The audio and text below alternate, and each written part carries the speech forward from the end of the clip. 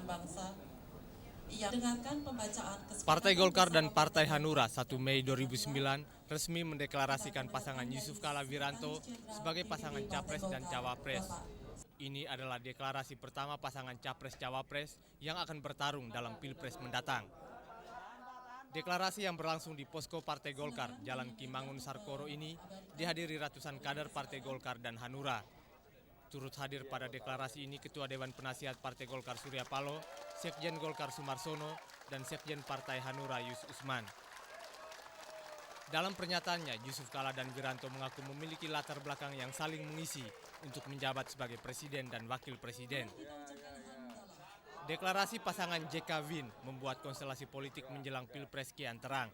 Setidaknya publik tinggal menunggu deklarasi dua kubu lainnya, yakni kubu Susilo Bambang Yudhoyono dan Megawati Soekarno Putri. SBY sendiri yang diusung Partai Demokrat terus mengerucutkan calon pendampingnya. Sebelumnya, SBY mengisyaratkan cawapresnya berasal dari partai politik. Ini berarti cawapres SBY akan berasal dari partai-partai papan tengah seperti PKS, PAN, PKB, dan mungkin P3 yang sudah menyatakan berkoalisi dengan Demokrat. Sejumlah nama pendamping SBY sempat muncul ke publik seperti Hidayat Nur Wahid dari PKS, Hatta Rajasa dari PAN, dan mungkin Bahtiar Hamsyah dari P3. Yang belum menentukan pilihan adalah Megawati Soekarno Putri yang diusung PDI Perjuangan. Sesungguhnya tidak banyak pilihan bagi PDI Perjuangan kecuali berkoalisi dengan Gerindra serta partai-partai gurem. Namun siapa yang menjadi capres? Bukankah Prabowo Subianto juga masih menyimpan ambisi menjadi capres? Nah, bagaimana Megawati dan Prabowo menyelesaikan persoalan tersebut akan turut menentukan jalannya pertarungan pemilu presiden mendatang. Publik tentu berharap semakin cepat pasangan Capres-Cawapres diumumkan, semakin baik karena dengan demikian warga yang memiliki hak pilih akan memiliki waktu yang banyak untuk mempelajari rekam jejak masing-masing kandidat. Tim Liputan, Metro TV.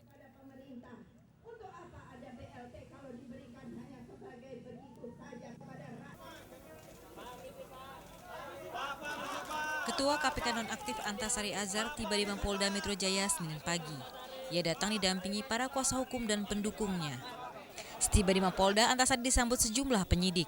Antasari kemudian diperiksa di Unit 2 Satuan Kejahatan Kekerasan di Treskrim Umum Polda Metro Jaya. Kapolda Metro Jaya Irjen Pol Wahyono dalam konferensi pers di Mapolda Metro Jaya mengatakan Antasari resmi ditetapkan sebagai tersangka. Antasari diduga melanggar pasal 340 KUHP tentang pembunuhan berencana. Tentang pemeriksaan, kan sekarang sedang berjalan. Tadi, mulai dari pagi tadi, kemudian sampai siang ini, kemudian yang bersangkutan akan diperiksa sebagai tersangka. Karena itu, berkaitan dengan pertanyaan yang terakhir ini, apakah nanti dan seterusnya itu, kembali lagi, kita harus melihat dulu bagaimana hasil pemeriksaan yang sekarang sedang berlangsung. Polisi juga memperlihatkan barang bukti milik para tersangka, seperti sepeda motor, senjata api yang dipakai ketika mengeksekusi Nasruddin, serta uang yang didapat tersangka sebagai bayaran dan 2 sepeda motor yang dibeli tersangka dari uang imbalan membunuh Nasruddin. Hingga kini polisi telah menahan 9 tersangka, termasuk Sigit Wibisono, Komisaris Harian Merdeka. Tim Liputan, Metro TV.